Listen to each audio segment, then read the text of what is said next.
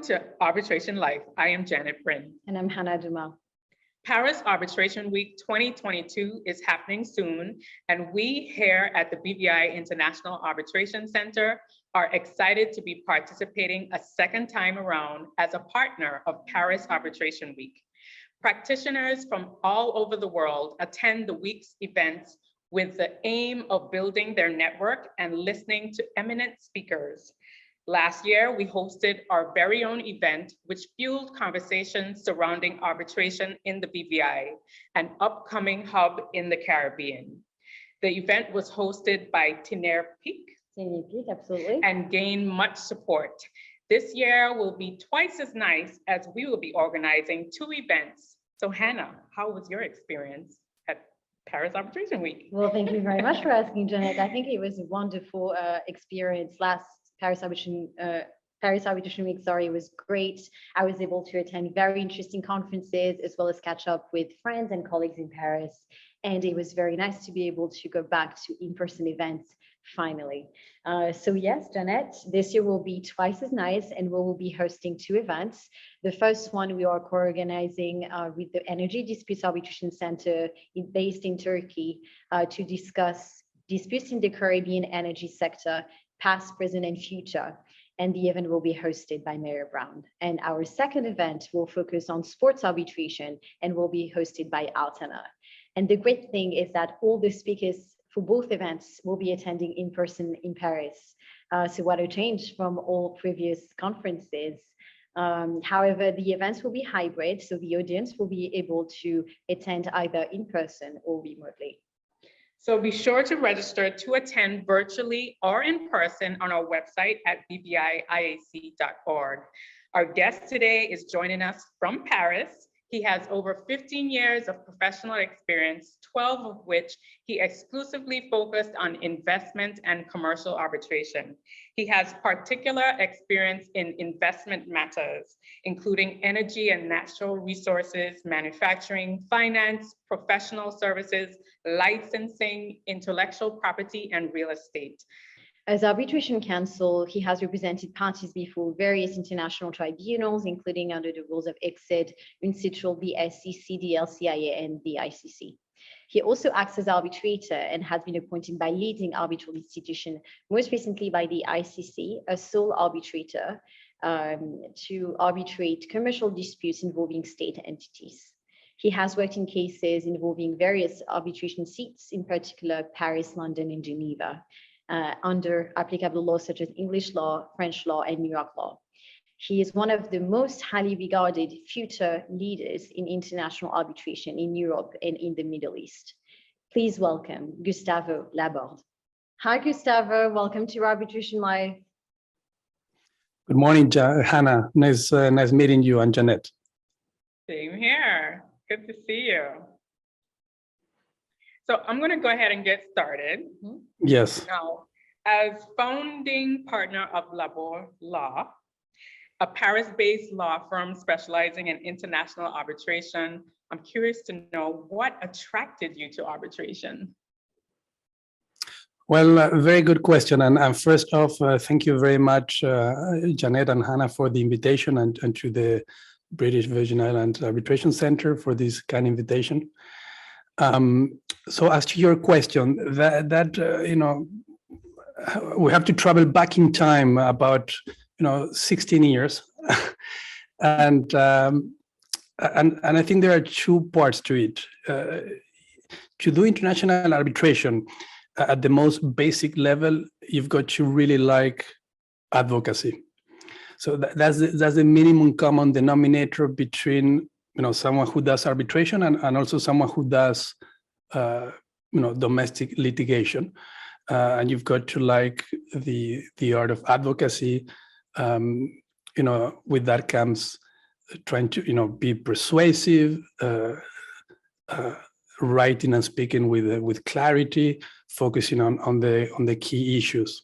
And that's one aspect that is, I think, common to both arbitration and litigation generally. And then the second aspect, which distinguishes international arbitration from domestic litigation, is the international dimension. And with this international dimension comes a contact with cultures from all over the world. And for that, you need to develop a tact for interacting with people who do not share your cultural background. So that's one aspect. The second element is the language component. So obviously, you probably are going to have to speak in a language that may not be your native language. And here a caveat is that most people who do arbitration speak more than one language, with the maybe the exception of native English speakers, and the reason makes sense because the lingua franca of international arbitration is English. So if you already speak English, well, you speak the language that is the common language in the field. There are a few exceptions, of course. You've got some international arbitrations that are only in French or only in Spanish, but they tend to be a minority if you focus on the whole global pie of international arbitrations. And of course, the more languages you can speak at a high level, the better prepared you're going to be to deal with different international, different arbitration from different regions of the world. And the third part is the higher complexity. Generally, international arbitration will be more complex than domestic litigation because you will have different legal orders coming into play. So you will have the procedural law of one country applying, but the substantive law of another country. And then if you are dealing with investment arbitrations, there's going to be further layers of complexity, which is going to have to deal with treaty law, with international treaty law and international law, in addition to domestic law. So those are, I think, the two main aspects of that attracted me to international arbitration. One is the advocacy, and the second is the international dimension. And there is also a very practical aspect, which should not be underestimated, especially in my case, because that was a big part as well, which is that if you practice international arbitration, you're going to be able to practice in various cities in the world, because the law you're going to be practicing is not tied into the specific law of that jurisdiction. So let me give you an example. When I really began my career, I was doing both international arbitration and also New York litigation, right? So if you do just eventually New York litigation for 10 years, you're going to be an expert in New York procedure, and it's going to be very hard for you to move away from that because you develop that expertise in that field. You're going to be an expert in the rules of New York procedure. Whereas if you become an expert in international arbitration and you know how to run an international arbitration case, you can do it out of New York, you can do it out of London or Paris or some other city. So it gives you more flexibility as well. All right. I hope that answers your question. Indeed. Thank you, Gustavo. So you have acted as an arbitrator and a counsel in a total of 40 arbitrations in various industry sectors. What is your favorite role and why? Well, that's a difficult question. It's a little bit like asking what's your favorite season of the year. And, there are things I like, and, in all different roles I played. The first role I played as a full-time arbitration practitioner was as tribunal secretary and assistant. And that's not a role I do anymore. I still have one case that was a lead dragon for some time that, I'm finishing as tribunal secretary. And it's a role I really enjoyed immensely because I was working alongside some of the world's finest arbitrators, Professor Gabriel Kaufmann-Kohler, Laurent Lévy, Emmanuel Gaillard, Salim Mourlang, who is an English QC. And I think that's the best school to learn the craft of being arbitrator. Now, there are lots of courses out there that teach you some of the skills of how to become an arbitrator, and I think those courses are great. But frankly, I don't think there is a better way than actually working alongside someone who is already an expert in that craft. And I did that for a few years, and that really prepares you really well for the hopefully the next step of being arbitrator. Now, the second part is, well, being arbitrator, I got my first appointment, I think it was 5 years ago. And what I enjoy about being arbitrator is the intellectual honesty that comes with the role, which is that there is no end game. You don't start by saying, okay, I want to get to this point. You've got to go with an open mind and apply the law, focus on the evidence, and reach a principled decision. So you don't know where you're going to get. You have to hear the parties, give them the chance to present their case, and that level of intellectual openness that comes with the role, I find attractive about the role of being arbitrator. Trying to find the right and fair solution. And the third role that I enjoy very much is acting as counsel. And the difference with the role of arbitrator is, well, two main differences. One is there is a lot more adrenaline involved, because obviously you've got a client to represent, an interest, and you've got a lot more pressure to deliver a specific outcome, or at least to manage the client's expectations. And the second part is that you work as part of a team. And that's something I really enjoy, when you can work with a very interesting, very intellectually capable people with whom you can bounce ideas and learn from. That creates a sense of team bonding that doesn't really happen when you're arbitrator. It's a bit more, the role of arbitrator is a little bit more or less, you got to be more emotionally detached. Whereas when you're counsel, it's a bit, you're part of the game. You've got to deliver an outcome for the client. So you still got to remain, emotionally objective so that you can best represent the client.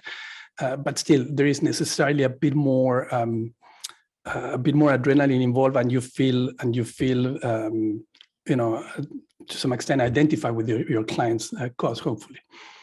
So I really enjoy, and now those are the two roles I'm most invested in: arbitrator, as arbitrator, and as counsel, and I enjoy both equally. Now, in the long term, I'm not sure whether I'm going to focus more on one or the other. I think when you're younger, it makes sense to do, if you like counsel work, to do some counsel work, because it tends to require a lot more energy, a lot more long nights than when you're arbitrator. So I think it makes sense to do some counsel work when you're young, if that's something you're interested in. So I hope I answer your question. I enjoy really both roles for different reasons. Yeah, perfectly. And you added the tribunal secretary perspective, and we're going to do a training on tribunal secretaries at the end of May. So this is something we really want to promote also at the BVI. So thank you for mentioning. Yes, it's very encouraging. And there are more initiatives now about tribunal secretaries. And I hope tribunal secretaries get a bit more recognition in the future. Is something that would be a really positive and fair development, really. Absolutely. So having worked more than 10 years at leading international law firms and with world-class arbitrators in the United States, with Switzerland and France, what would you say is the most precious piece of advice that you received in your career? That's it's a challenge. It's a difficult question. Frankly, no one ever sat me down and told me, this is what you should be doing, kid, or but you get it in different ways. I think when I just started working in New York, we had an event one day at the firm, and one of our clients came to speak. It was the in-house counsel of a big client of the law firm, and she said something that really stuck with me, because especially when you're a very junior, very young lawyer, your boss is, you've got this almost reverential respect for your boss, and you see it as this. And she helped me put it in perspective, in the sense that of course it's important, but don't ever forget. She said it. It was funny because she said it in front of the junior lawyers and all of our, in front of the bosses as well. And she said, look, I mean, no one owns your career. You are the only owner of your career, right? So you got obviously to do the best possible job for your boss, but don't ever forget that you've got the power to choose who your boss is. At the very least, you have the power to choose who is not going to be your boss. And I thought that was an excellent message to deliver to a young lawyer, that you should never forget that your destiny is in your hands, and you should never think that I've got no other options. So that was one great piece of advice early on. Then second one, I'd say that was not quite as explicit, but really international arbitration is a very demanding field. It's a very demanding craft to practice. It's not going to be a 9-to-5 job generally. So you've really got to have a passion for it. You've got to really enjoy doing it, because it's going to demand lots of hours. And you've got to find also the right people to practice with. You have to find, and this is an actual tip that we got in a conference, is they call it, you have to find your tribe. And I think that's very true, because just as important as what you do and loving what you do, you also need to surround yourself with the people who are going to be taking a personal interest also in your development, and ensuring that not only that you deliver quality work, but that you grow as a lawyer, as a lawyer, and that you hone and you develop your skills. And perhaps the last great piece of advice, because it was perfect timing, it was about the time I began to conceive the idea of founding my own law firm, was, and it's difficult to translate because he was a French law professor.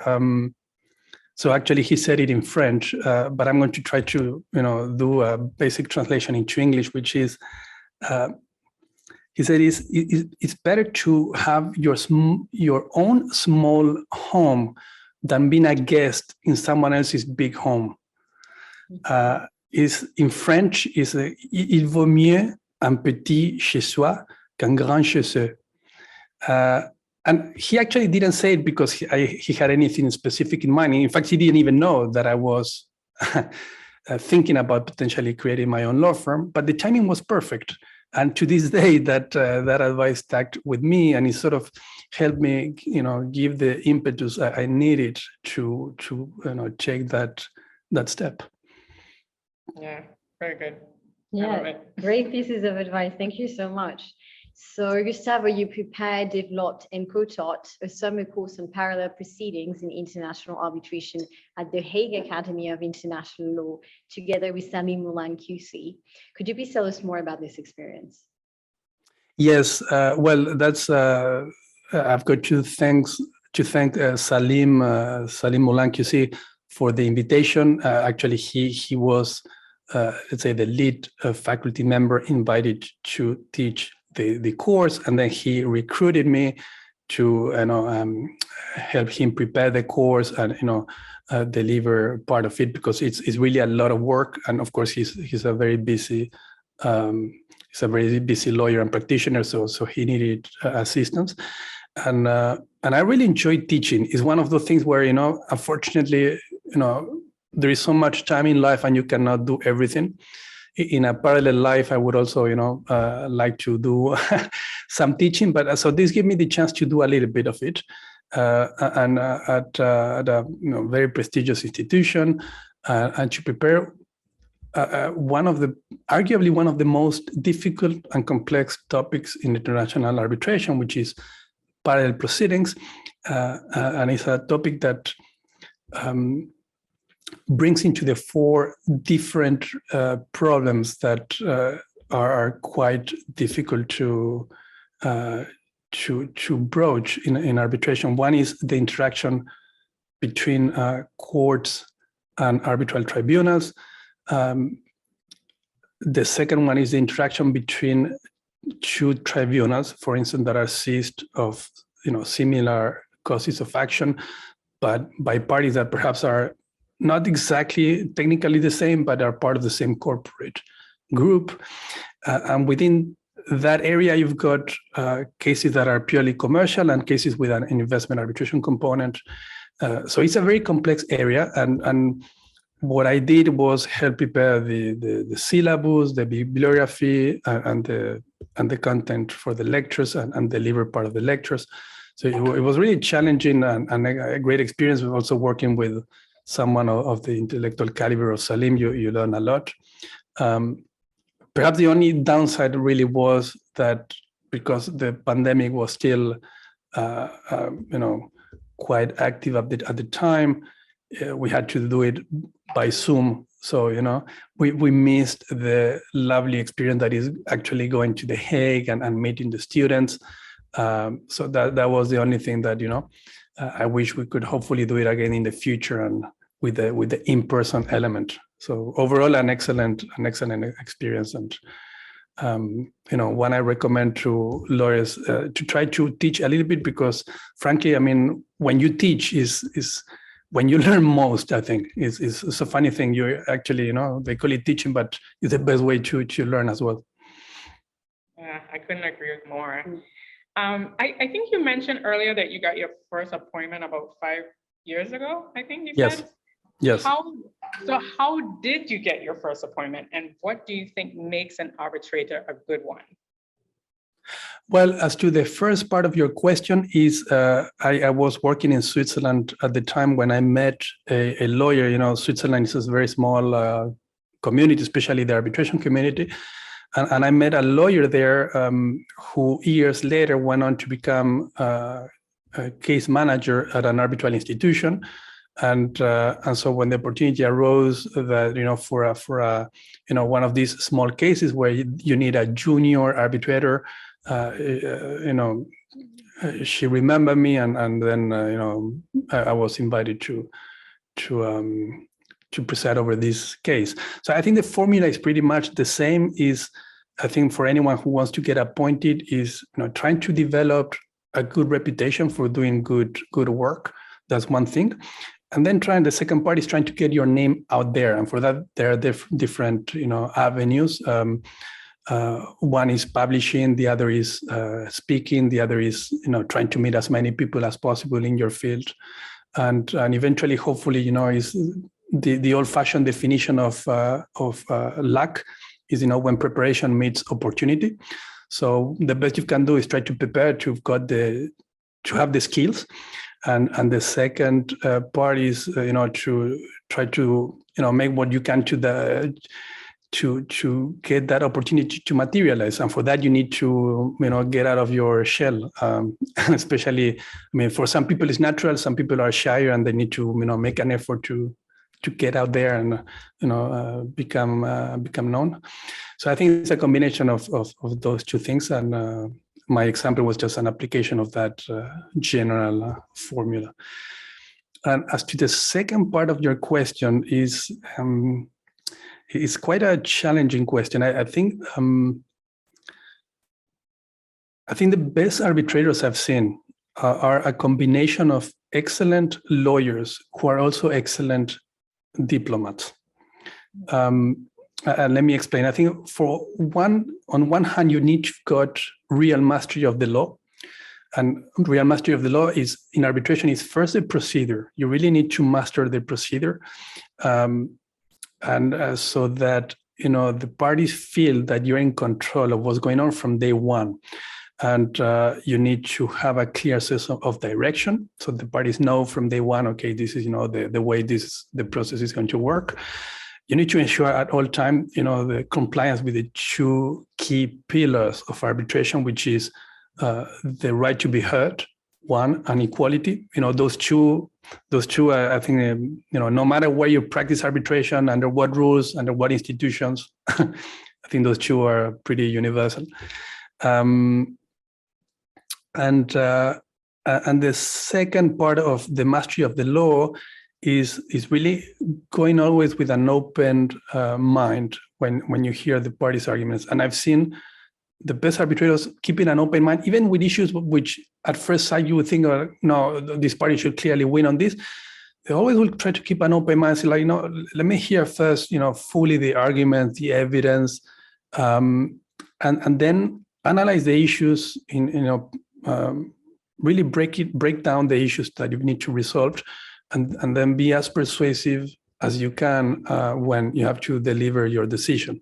And that's why I think there's also an element of advocacy even when you are an arbitrator, because you also need to persuade.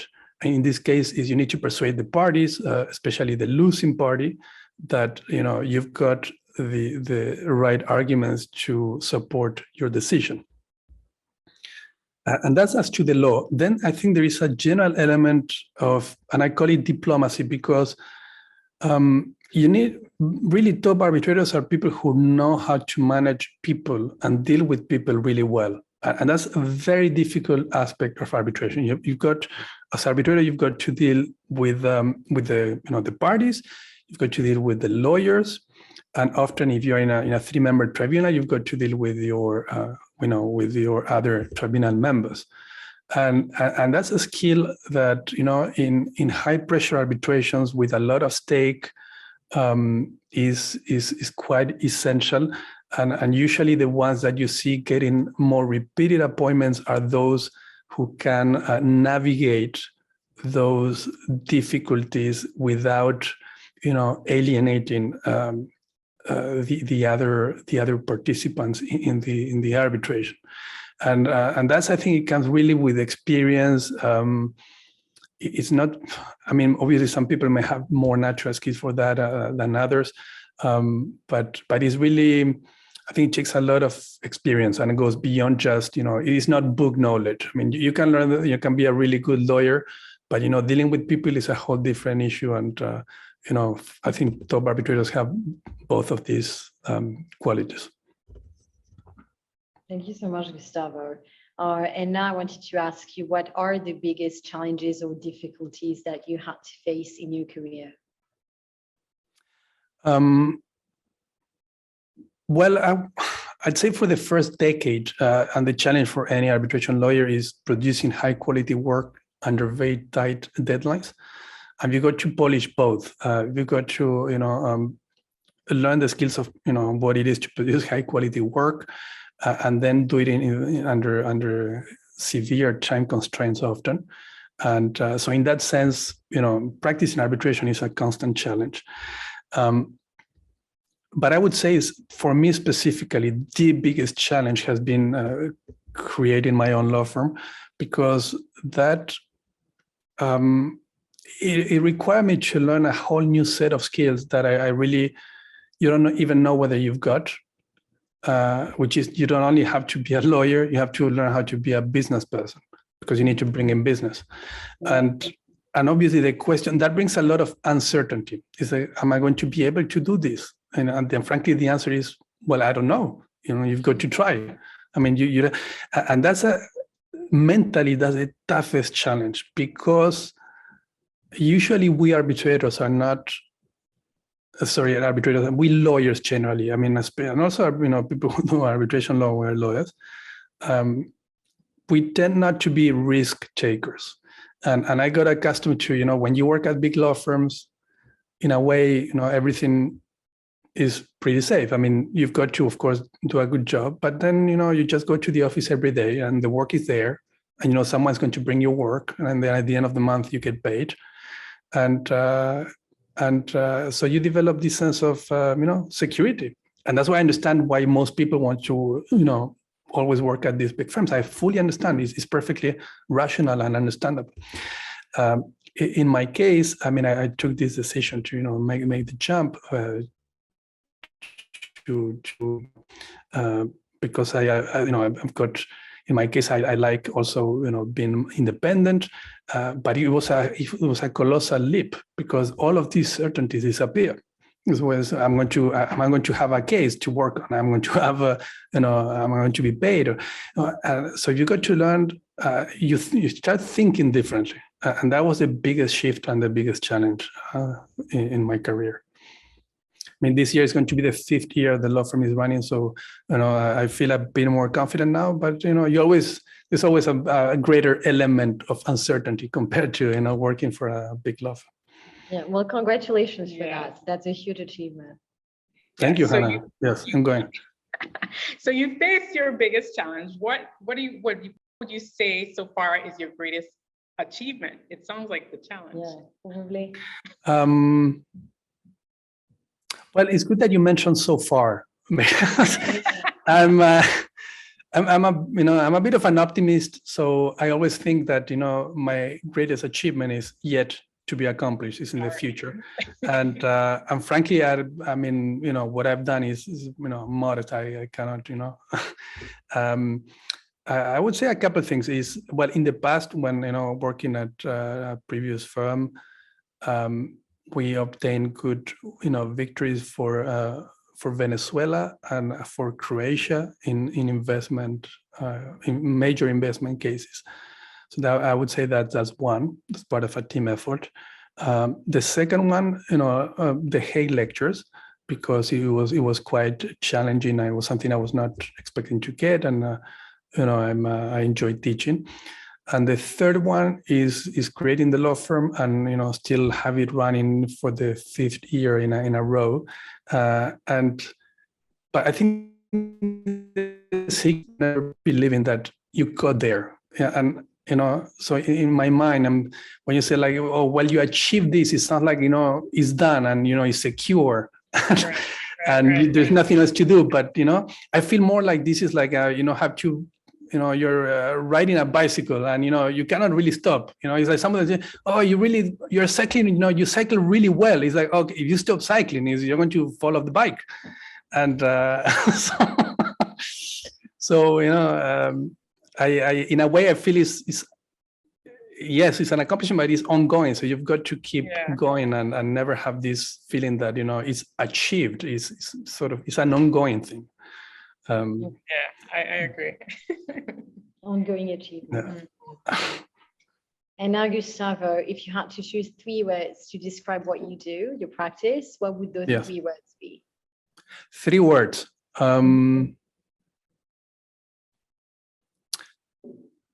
Advice, advocate, and adjudicate. AAA. AAA, not the one in the US, the one at Laborde Law in Paris. It's a virtuous AAA. Yes. Nice. Yes. Thank you so much. Now, so we're coming towards the end of our interview, but we can't let you go without giving you our bonus question.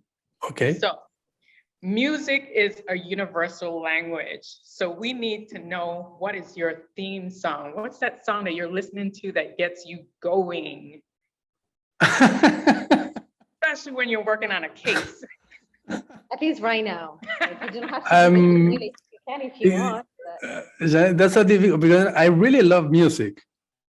I really love music. So that's hard because there's so many possible choices.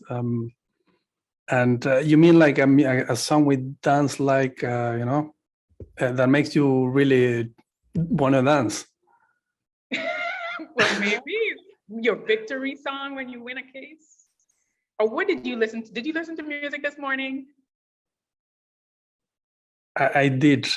What did you listen to? It's actually a song from your region of the world. It's a bachata. Oh, okay. It's called La Fama. It's in Spanish. I like Afro-Caribbean dance. Sorry? Is it Yes, Rosalia? exactly. Yes, Yeah, that one. there's a version with the weekend too. Okay, okay. It's a great Yes, song. yes, it's quite. So I'll for now I'll go with that one. You're good. Essentially, it's a song about talking about the risks of fame.